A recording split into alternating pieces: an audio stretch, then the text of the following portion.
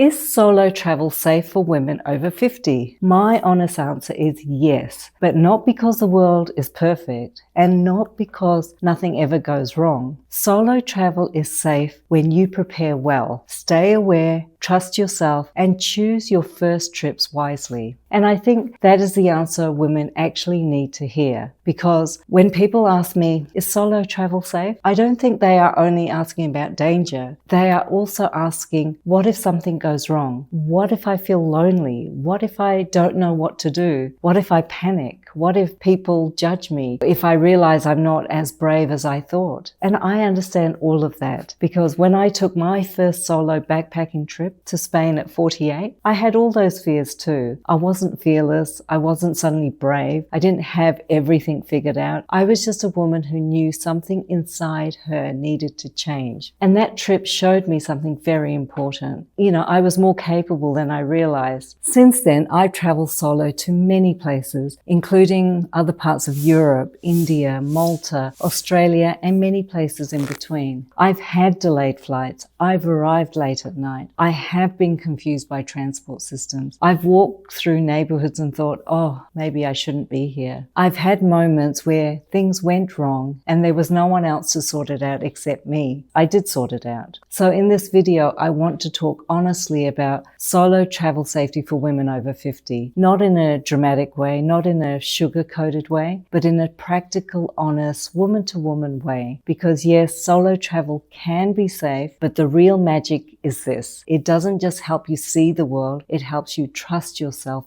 in the world. Before we get into the emotions and the fears, I want to start with something practical. Because if you're a woman over 50 thinking about traveling solo, I want you to know this. You are not unusual. You are not strange. You are definitely not the only one. Solo travel, especially for women, has been growing for years. And what is really interesting is that women over 50 are a huge part of that movement. Travel companies, tour operators, retreats, cruises, hotels are starting to understand that mature women are not sitting at home waiting for life to happen. We are booking the trips, the retreats, the safaris, the trains. We are walking into airports alone. We are choosing experiences for ourselves. Some travel research has shown that women over 50 are one of the strongest groups within solo travel market. A platform called Journey Women focuses on women over 50, and they have reported that in one of their studies, solo women travelers over 50 drove 77% of bookings in 2022. And that research shows women over 50 identify solo travel as their preferred way to travel. So if you have been sitting there thinking,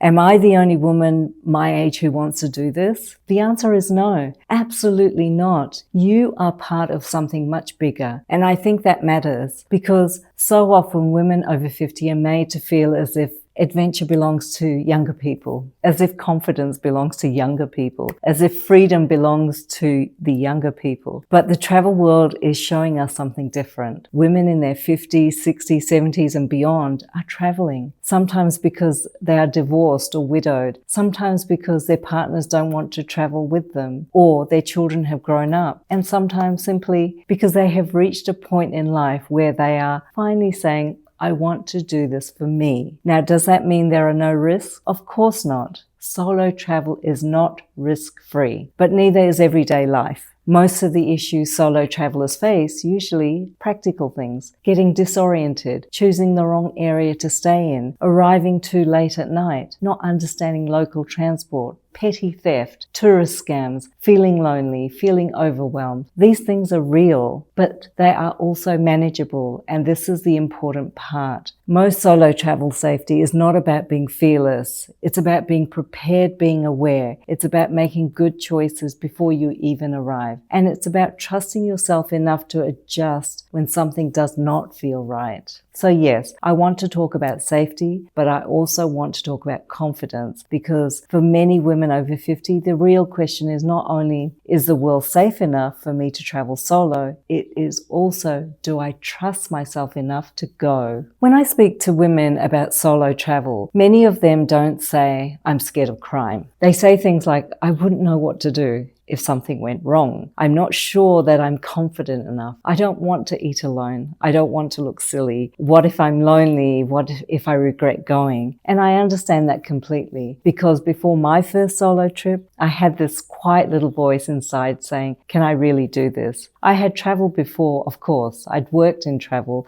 I'd been around the world. I knew airports, hotels, and how travel worked. But traveling alone felt different because there was no one else to lean on, no one else to make the decision, no one else to say, let's go this way. It was just me. And in the beginning, that felt scary. Then something interesting happened. Every time I solved a small problem, I gained a little bit more confidence. When I found a way from the airport to my accommodation, I thought, okay, I can do this. When I sat alone in a cafe and realized no one was actually looking at me, I thought, okay, this is not as strange as I imagined. When I got lost and found my way back, I thought, I can manage this. And slowly, trip by trip, the fear became smaller. Not because nothing ever went wrong, but because I started to realize even when things go wrong, I can handle it. And that is one of the greatest gifts solo travel has given me. Proof that I'm capable, proof that I can make decisions, proof that I can enjoy my own company, proof that I can move through the world on my own terms. And I think many women over 50 need that proof, not because we are weak, because somewhere along the way, life have made us forget how capable we really are. Now, let me share the simple safety habits I personally use when I travel solo. These are not complicated or extreme. They are just practical habits that help me feel calm, prepared, and confident. Tip number 1, book your first 2 nights before you arrive. I know some people love to be spontaneous, and I do too, but not on the first night. When I arrive in a new destination, especially after a long flight, I want to know exactly where I'm going. I want the address, I want the booking confirmation, I want to know how I'm getting there, and I want to know roughly how long it should take to get there. For me, the first 2 nights are always booked. After that, I can be more flexible. Arriving tired alone with no confirmed place to stay, no thanks. It's not an adventure. That is unnecessary stress. Tip number 2, stay central, especially in the beginning. This is one thing I will usually pay a little more for. A central location makes a big difference. It means you are closer to restaurants, transport, people, the main areas, and usually in better lit, busier streets. When I was younger, I might have stayed further out to save money. Now, especially when I'm traveling solo, I choose convenience and safety. That doesn't mean luxury all the time. It means smart, slightly more expensive hotel in a better location can be worth every cent, especially at night. Tip number 3, read the reviews properly. I don't just look at the star rating. I read the actual reviews and look for words like safe, clean, central, helpful staff, good for solo travelers, easy to walk, good location. And I also look for warning signs like noisy area, poor lighting, hard to find, unhelpful reception, unsafe to walk at night. Reviews from other women are especially useful, and reviews from mature travelers even better, because what feels fine to a 22-year-old backpacker may not be the same for this stage of life. Tip number 4, keep copies of everything. Passport, visa, travel insurance, hotel address, emergency contact, flight details. I keep digital copies on my phone, but I also keep a paper copy in my bag because phones can die, Wi-Fi can disappear, apps can stop working, batteries run out, and I've learned that from my experience. A folded piece of paper in your bag may feel old-fashioned, but honestly, it can save you a lot of stress. I also like to have my hotel address written in the local language if I'm somewhere where English is not widely spoken. That way, if I need to show it to a taxi driver or ask for help, I can. Simple things matter. Tip number 5. Travel insurance is non-negotiable. This is one of those things I never travel without. Travel insurance is not the exciting part of planning a trip, I know that, but it is one of the most important things you can arrange, especially after 50. Make sure you are covered for medical emergencies. Make sure what the actual insurance includes. Make sure you read the policy and not just the price. And if you are doing something more adventurous like hiking, safaris, or remote travel, check that those activities are covered too. I know it can feel like one boring thing to organize, but when you travel solo, travel insurance gives you a layer of protection and peace of mind. And that peace of mind is worth a lot than the cost of the insurance. Tip number 6. Share your itinerary with one trusted person, not because you need permission. Let me say that clearly. Not because you need permission, but because it is practical. Before I travel, I usually send one person my basic itinerary, the flights, the hotel names, the dates, any major tours or transfers. I don't need to check in every hour, but someone knows where I am meant to be. And when I'm moving from one place to another, especially in a destination that is new to me, I usually just send a quick message, something simple like, I've arrived safely, on my way to the hotel, back from the tour. It just takes 10 seconds and it gives you peace of mind. Tip number 7. Don't arrive late at night if you can avoid it. Sometimes this is not possible, I know. Flights are delayed, schedules are limited,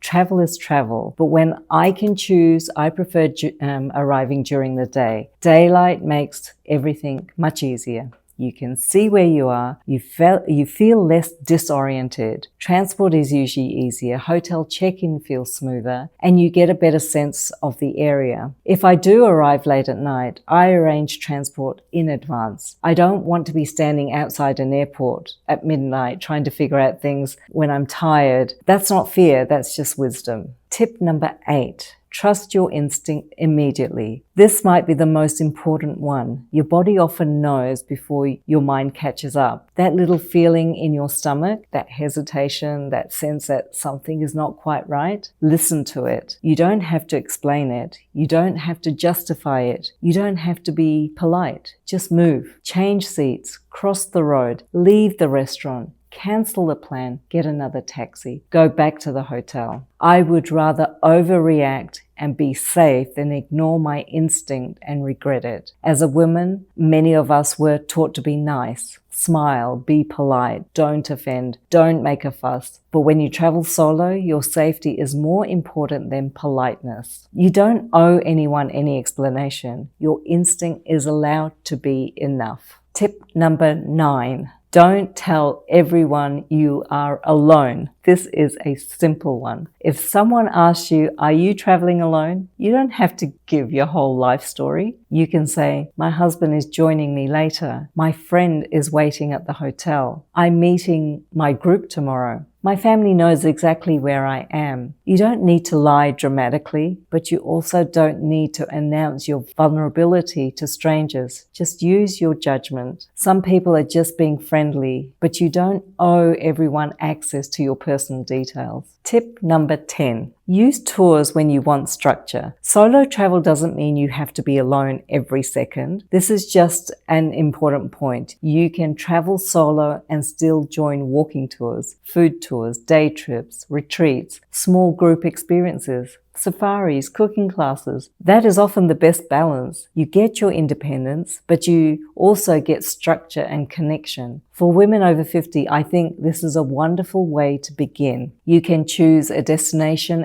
and travel there independently, but book a few guided experiences so you're not trying to figure out everything alone. That is still solo travel. Solo travel does not mean lonely travel. People often ask me where they should go for their first solo trip, and my answer is just start easy, because you don't need to prove anything by choosing the most challenging destination first. Your first solo trip should build your confidence, not break your nervous system. So I would choose somewhere that has a few things: good tourist infrastructure, easy transport, safe, central, plenty of other travelers, a culture that feels welcoming, and ideally somewhere where you can communicate fairly easily. For many women, places like Spain, Portugal, Malta, Greece, or some parts of Italy can be wonderful starting points. They're beautiful, walkable, plenty of cafes, history, food, culture, and easy ways to join tours. Malta, for example, is a lovely option because it feels manageable. Spain was special for me because it was my first solo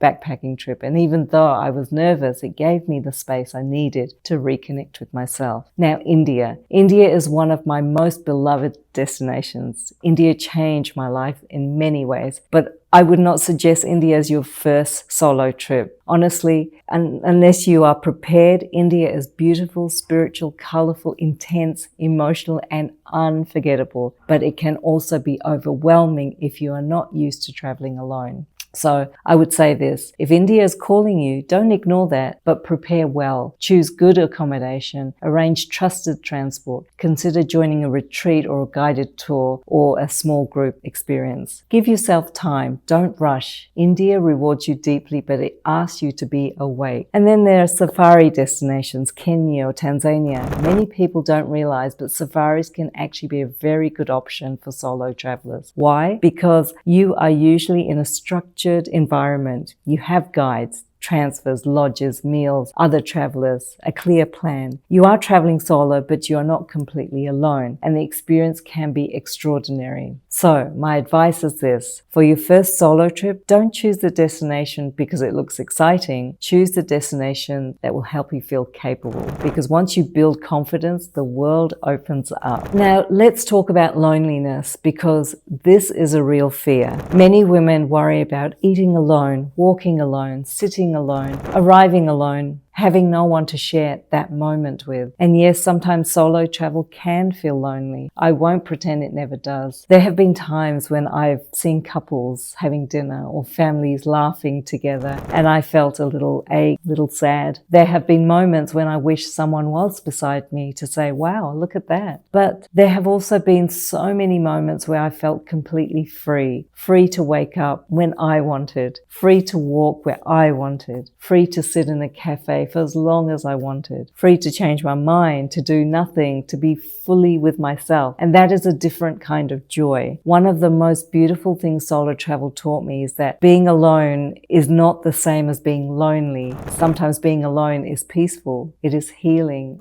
Sometimes it's the first time in years you can actually hear yourself think. And when you do feel lonely, there are ways to soften it. Join a walking tour, book a food experience, stay somewhere with friendly, common spaces. Message someone back home. Take yourself out for a beautiful lunch. Write in your journal. Sit somewhere where there's life. You don't have to suffer through loneliness, but you also don't have to fear it. Sometimes loneliness is just your old life making space for a new version of you. I want to end with something that is not just about safety in the usual sense, because there is physical safety, and yes, that matters, but there is emotional safety, inner safety. The feeling of knowing I can cope, I can manage, I can make decisions, I can be with myself, and I can go somewhere new and find my way. That is what solo travel gave me. When I first traveled alone, I didn't realize how much I needed that. I thought I was going to Spain, but really I was going to meet myself again. And that didn't happen